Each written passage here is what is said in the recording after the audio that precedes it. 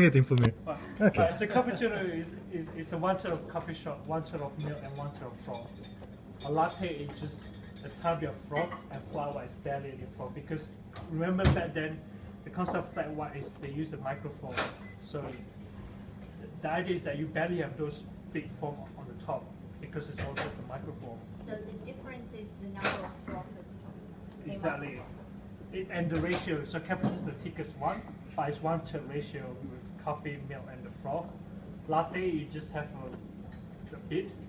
Flat white, there was barely any noticeable of that froth layer at the top. That's the only difference. Yeah. But if you go to any good coffee shop, you just ask them a coffee. They don't give it where the coffee is, because no one knows. I work in a coffee shop for 5 years as a barista, and I'll play this trick that you order coffee takeaway, I just mix any ratio, no one knows. Like only 1 out of 10 customers can actually come back to me and say, this is not cappuccino or latte or flat white.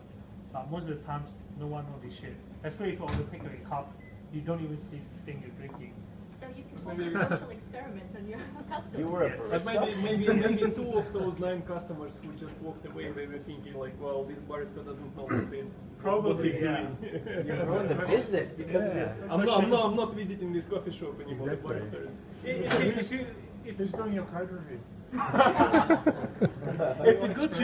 if you go to any of those like hipster coffee shop, right, and you tell them, and they will agree that like customers don't know. There's some coffee shop I went in Paran, and they were just like just milk coffee, and no milk coffee, and whatever cappuccino latte flat white, it's just a bastard. In the end of the day, you drink the milk coffee, and those ratios, unless you're really snobbish about your coffee, you won't be able to tell the difference. The only difference you can tell is cappuccino is a stronger flavor because less milk ratio. That's it. But I won't go into much more debate about those cups because depending who you talk to, they have a different interpretation of cappuccino latte and flat white. Some people say latte 2 shots, flat white 2 shots. I don't want to get to that. That's subjective. What I want to get to the point is it's all about ratio. And why people drink coffee, it just like a lot of coffees, like it's not because people follow the trend, it's not because I'm hipster, it's not because it's the cool latte art, and it's because good coffee actually does taste good. And a lot of coffee snobs, like they actually look after the barista who can produce the perfect shot. So before I get to that, I just want to know, does anyone here that associate coffee with bitter? Like bitterness, coffee?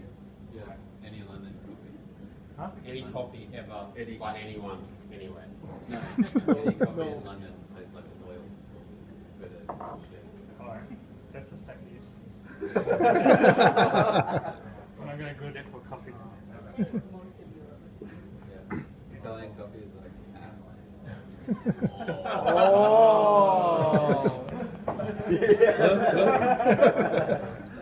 Well, the fact that everyone here, no one associates coffee with bitter, then all of you are kind of like coffee snob already. How about sour or salty? It depends where it came from, what kind of flavor it is, what the blend is. Just in general, it's like sourness. Okay, cool. You guys are snob, but a lot of people who are not like coffee snob, general people, they associate coffee with bitterness. And why? That's because they drink shit coffee. They never drink good coffee before. That's why you see not coffee snob drink coffee without sugar, because coffee is sweet enough. You don't need sugar. So yeah, when I'm talking about perfect shot is a coffee that has just that right flavor. It's not too sour. It's not too bitter. It's just sweet. It's just nice and perfect. And a roasted coffee beans has about 20% soluble. So when you do the extraction, you actually try to extract at 20%. And if you extract more than that, then you extract the shit from the coffee. And that's what people call is over extraction. Or if you don't extract enough, then you don't extract enough to caramelize good stuff, and then you end up with just the sourness or that kind of flavor. So there's a taste flavor for extraction. So generally, if a coffee is under extracted, when you taste it, it's sour, and that flavor after you have a sip, it disappears really fast in a matter of few seconds. That flavor is just gone, and salty as well. If it's over extracted, when you drink it, you have that bitterness, like ashy or like burnt rubber or asphalt. That's what people describe. That's if it's over extracted. But if it's ideally extracted or perfect shot, have you ever go to Cotswold and you see those packed roasted beans and squeeze the packaging to get the smell? And ideally, extracted coffee should taste as good as what you smell from that sand. So if you drink and you taste it's not as good as that, then that means there's something wrong with the extraction. And you think they fake that sometimes? Because I saw like sometimes you can smell beans that smell really good, and then the coffee comes out terrible. Where you get other beans that are comparable. Or do you reckon it's the reason why?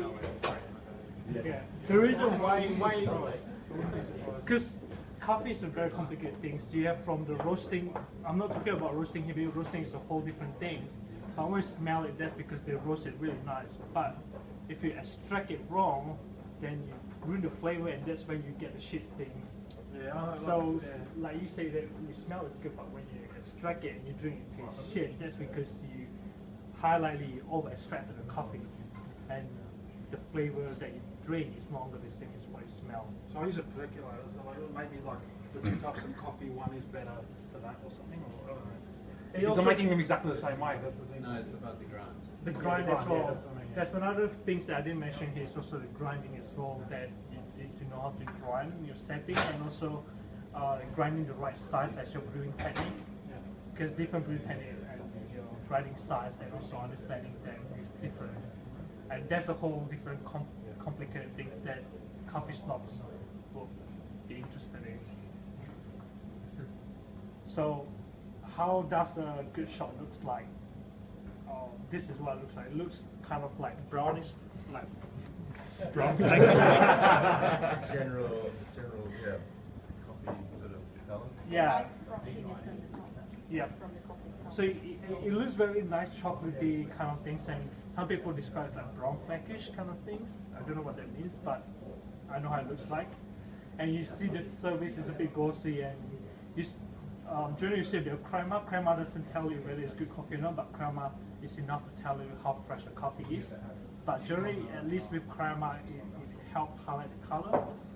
That doesn't mean that if no crema, it doesn't mean it tastes shit. It just indicates the freshness of the coffee. And this is a picture of what happens when it's under extracted or over extracted. So if it's under extracted, the color is very light. And it's over extracted, there you see it like very dark, burnt kind of like color. Cool. And as I mentioned, the perfect shot is just like it should taste as good as what you smell. And not only that, when you have a sip, that really sweet aroma, lingering flavor will linger in the back of the tongue for at least 20 minutes. That's what a good, like really good shot is. And that's what coffee snob is looking for. They're really picky about the coffees because they're looking for the experience, that really sweet things that can linger in your mouth for like at least 20 minutes. So now I'm talking about the process of the extractions. So if you go to a coffee shop, you see people making coffee. The process is very complicated. The first thing that they need to know is the grinding, because the coffee, after you open a package of roasted coffee and they put it in the grinder, sitting in the container, it really starts absorbing the moisture and is subjected to temperature variation. And those things change throughout the day as the weather changes, especially Melbourne's weather. So you gotta need to know how to adjust your grind setting and throughout the day to get the right grind size.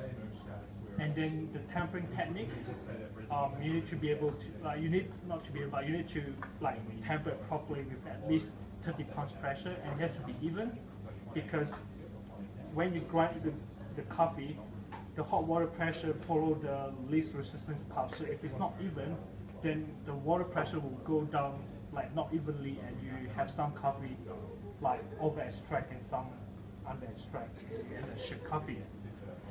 and also the pressure has to be at least 10 bar. Okay, maybe 9 bar is the lowest you can go with, but anything lower than 9 bar, you get shit coffee. Cleanliness is very important.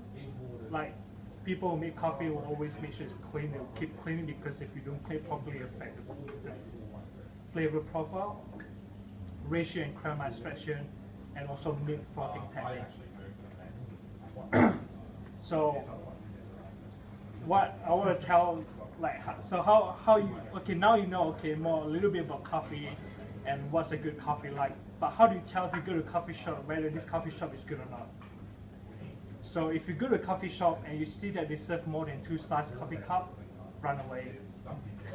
Because if coffee shops serve more than 2 coffee cup sizes, that means they don't know anything about the coffee.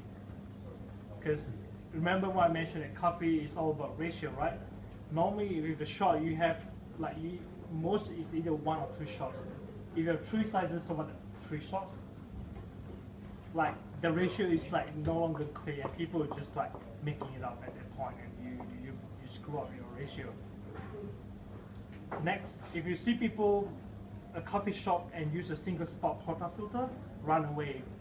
It's impossible to make a well extracted shot with a single portafilter, because if it's just single spot, it's very hard to temper evenly, because it's just single spot, you can't really find a balance to make that perfect. I've tried that, and yeah, no one's able to get a perfect shot on this.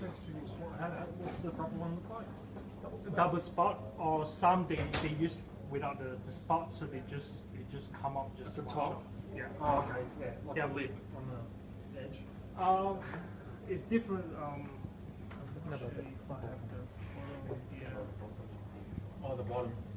Yeah, you see, if there's some coffee shop that they just don't use without any spot at all, Oh, okay. that one is at least okay because it still allows you to temper evenly. But if you see coffee shop use just one single spot, run away. That Spare. cup, yeah, Spot there. that means that coffee will definitely gonna like screw your coffee, guaranteed. And if you see this, like, if you see like in a coffee shop and you see that they have this white thing, that means that every time that they from the milk they don't clean it, that's a sign of laziness. And that means you're gonna like guarantee that they don't care about coffee grind setting at all. If they can't even care about this, let alone all the other stuff. And what you want to look is that another way you want to know if the barista know this stuff is when the coffee come up, you want to look at the tail, like it will come out like 2 small like mouse tails, like very nice looking. And you count the moment they press the button until it finishes. It should be roughly generally 25 seconds. Again, that depends on the type of coffee, the roast as well. Like some roast of coffee beans at least 35 seconds, but it really depends. But generally 20-25 seconds. And also normally a lot of the really good ones, they don't trust the machine. They will manually stop the extraction because like there's so many variables. You can't just trust the machine, press a button and walk away. So a good barista will just keep an eye on the last 20-25 seconds to stop it manually. And another one you might want to look for if they have a scale, that means that they know the stuff because they really care about the ratio of the coffee. So if you go to a coffee shop, you used to look at, they actually scale the ground and also the scale when the extraction come out, because the ratio normally is 1:2. So 18 grams of coffee and comes over like 32 grams of like extracted coffee. So that's what you want to look for. And if you are interested to know more about coffee, you can go to your local Italy. cafe. You can go to Italy. Or Italy, but you can go to any coffee snobs and then ask them for cupping session. So cupping session is normally they grind the coffee coarse and then they will normally try with different brewing technique to expose you to the coffee profile, like from the classic coffee puncher all the way to siphon filter, and it actually affect the taste profile. Cool. So hopefully after today you know a bit more about coffee and you know how to find a good coffee shop. Is there any around here? Like, what would you recommend? What is the best coffee? There's one that Andy recommended me, the place with the sparkling water. It is the best. Yeah. But generally, because of I just admit that because of my Asian blood, and I'm cheapskate, so I favor freeness over starvation. I'd say 3 lives. Yeah. The barista there is really good. Pillar of Salt's supposed to be amazing, but their service is slow. 7 gram can go jump off a cliff. Yeah, St. Thomas is the worst on the street. I think the one down. St. Thomas is the worst on the street. Straight across the road down the alley, right all the way down, that's 3 lives. So that's the one I'm recommending. Because I have long blacks, so you can taste it way more. How do you make a long black? What is a long black? A long black, okay. A long black is just like 2 shots of coffee and just milk and water. So, And do you just run the group, or do you have a shot of espresso and then put water in? So, well, You just let the group keep running? no, because if you do that, you always extract coffee, right? So you extract your nice, perfect shot, and you put hot water on it. The funny story, Americano, if you hear about Americano, it's actually come up because an American goes to Italy, used to drinking shit coffee, and then Italian give them a shot of coffee, and it's like, what is this thing? And they find the nearest hot water and pour a coffee shot on top of it. That's Americano. What would be the best option to make this healthy coffee? Like, how would you go about making this healthy coffee? So how do Using a siphon? Is it like a... I've never used the siphon, so I can't recommend. I'm not that snob enough to try all of this because I used to work in a coffee shop, so I know about the coffee machine. But this level, I'm too cheapskate to buy this expensive stuff. The siphon for $2 for my part. It's like an apple milkshake hamburger. Okay, good. Did you put that together? Yeah.